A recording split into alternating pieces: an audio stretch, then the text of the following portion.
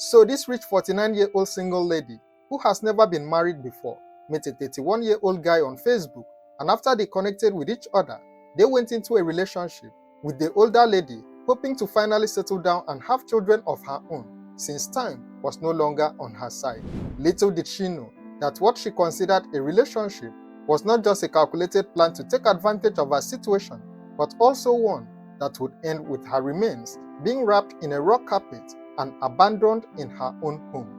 In late October 2022, Ijeoma's elder sister, Maureen Amaka, was going about her usual business when she received a phone call from the caretaker of her sister's apartment in Lube along the airport road in Abuja. The caretaker told her that Ijeoma had not been seen for several days and that she might be seriously ill. The situation sounded serious, and the sister had to visit Ijeoma's residence immediately. When she arrived at the compound, the first thing that struck her was the smell.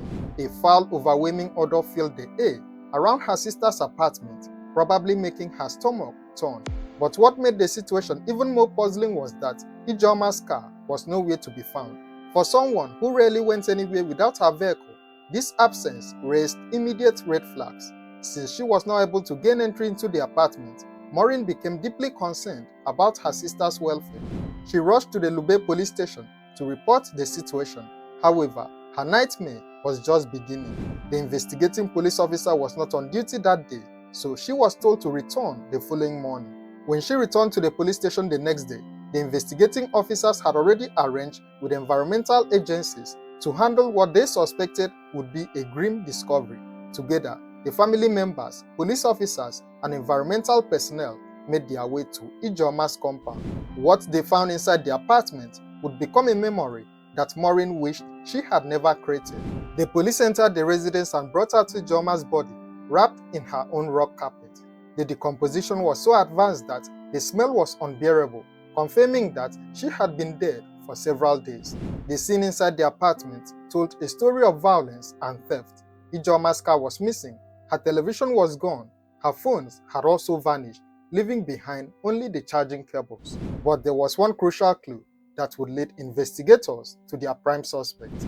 According to witnesses in the compound, the last person that was seen visiting Ijeoma's apartment was her boyfriend, a 31-year-old man named Edeh Tochukwu Christian. He had arrived on a Monday in late October, but no one ever saw him leave.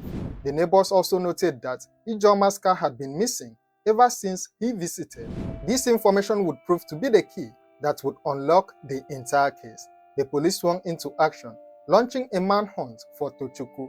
Their investigation revealed that he had fled Abuja immediately after the incident, but he had also made a crucial mistake. Instead of disappearing completely, Tochukwu had gone to Port Harcourt, the capital city of Rivers State, where he stayed with a single mother who had become his new girlfriend. On November 2nd, 2022, just over a week after Ijeoma's body was discovered, police officers tracked down and arrested Tochukwu in Port Harcourt. The speed with which he had moved on to a new relationship, even while his previous girlfriend lay dead and decomposing, would later reveal the cold calculation behind his actions. During his arrest, investigators discovered that Tochukwu had not only fled with Ijeoma's life, but had also stolen her Toyota Camry, which he had already sold for 1.7 million naira after changing the vehicle's documents.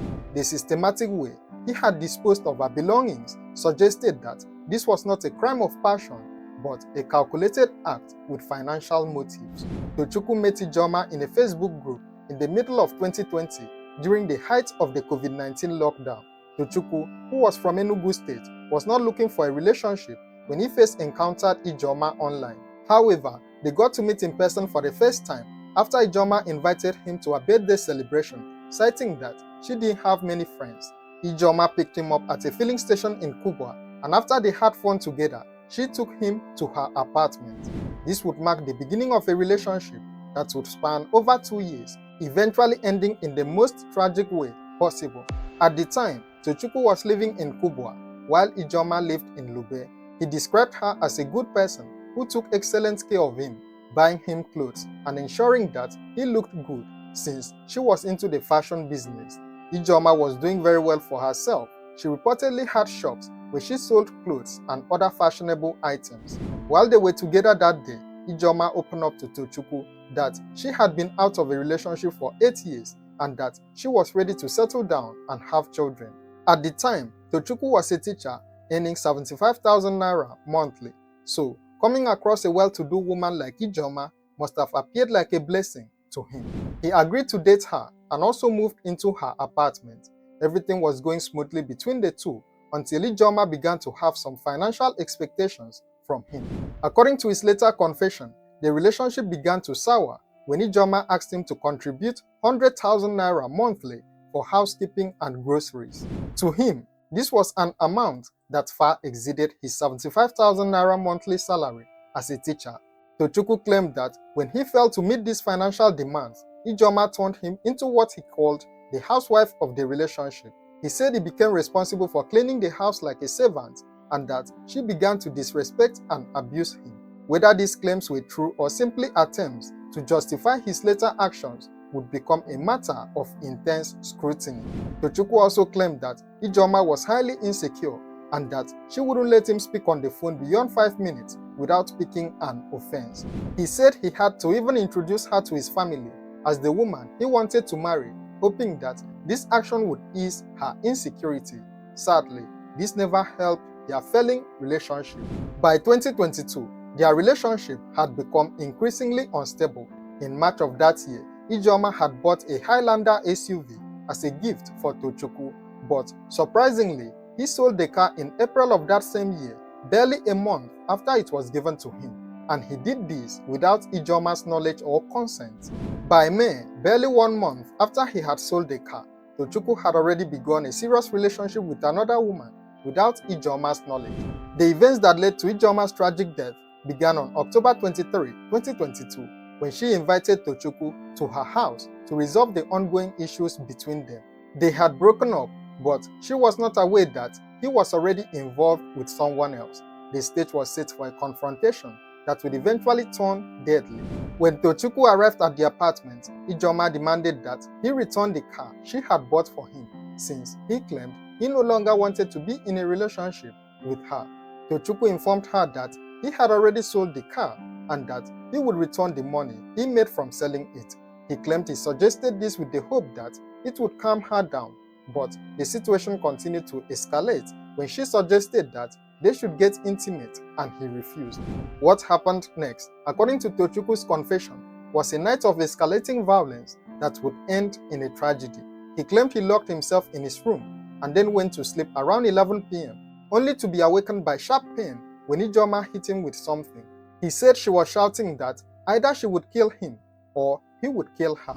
The weapon in this deadly confrontation was a pestle, a common kitchen tool used for grinding spices and other ingredients. Tochukwu said that during their struggle, he took the pestle from Ijeoma and threw it away, but she retrieved it multiple times to attack him.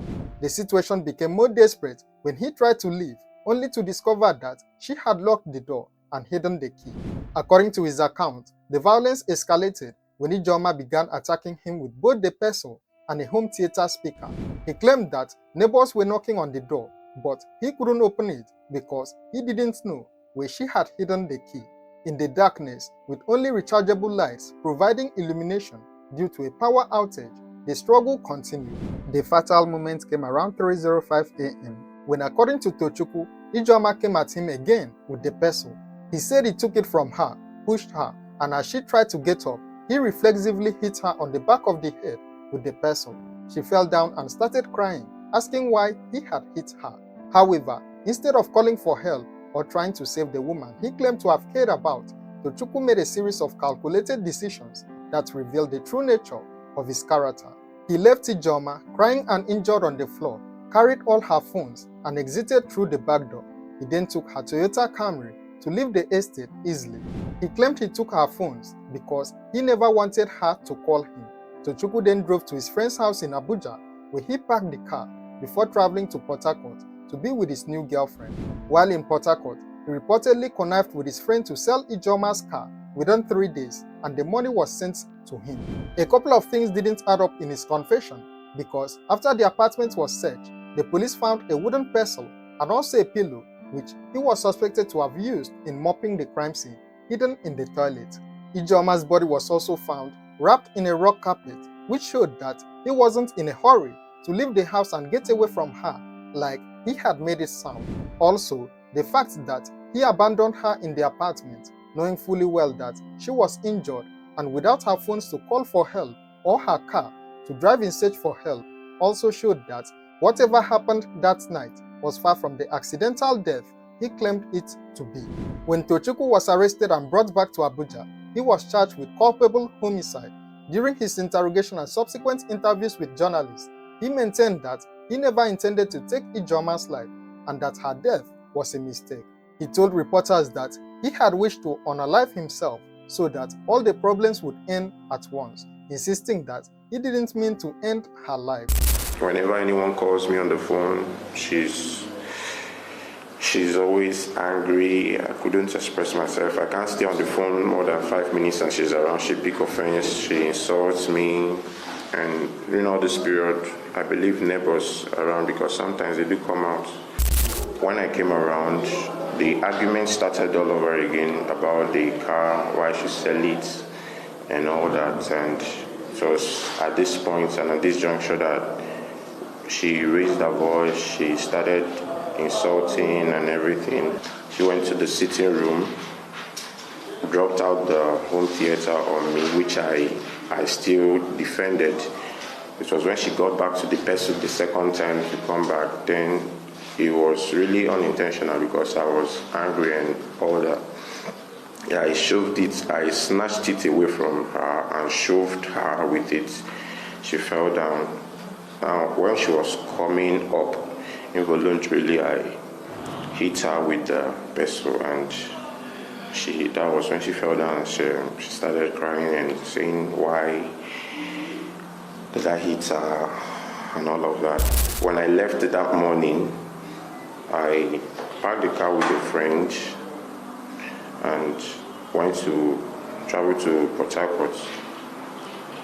It was while I was in the Port Harcourt that the friend told me that he can sell the car, and in my own maybe say covetousness, and I said okay, no, fine, if he can get a buyer, he should sell the car.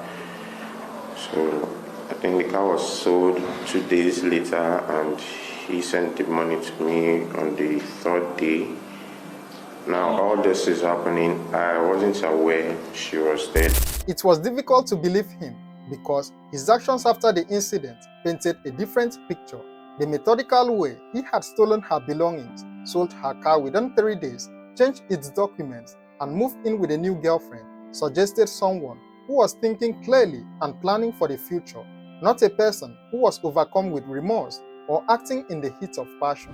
The family's quest for justice became their driving force as they demanded that the legal system hold Tochukwu accountable for his actions. The police assured them that the investigation had reached an advanced stage and that the accused would face the full force of the law. According to police sources, Tochukwu was scheduled to be arraigned before the Federal High Court in Abuja in January 2023. The intelligence response team, under the command of DCP Olatunji Disu, had built what they believed was a strong case against the suspect based on evidence gathered during their investigation. However, at the time of making this video, there wasn't any update on whether Tochukwu was eventually convicted or not. This was very tragic, and we hope she got the justice she deserved. Share your thoughts on this case in the comments below, and don't forget to like, share, and subscribe to this channel for more true crime stories. Thank you for watching.